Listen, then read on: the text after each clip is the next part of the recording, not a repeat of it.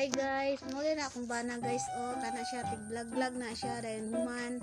Yang i-vlog kana na po magkalot daw siya tabay kay para masikat na daw siya guys ba. Para mapansin daw siya sa mga vlogger guys.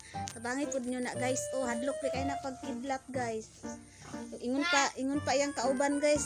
Ibaan ko daw kay na naluspad.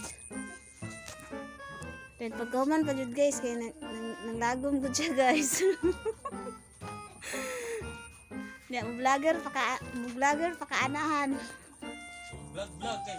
Vlog naman ang tanan. Sige, padayon na lang nahan, suportahan pa ka namohan. Kung masikat ka han, ipaayo na atong balayan ha. Mo na among balay da dapit guys oh. Guba pa kayo among balay guys, kana guys oh, pa na siya nauman guys, kanang kuyanan bitaw guys oh, mo na among balay guys. Okay.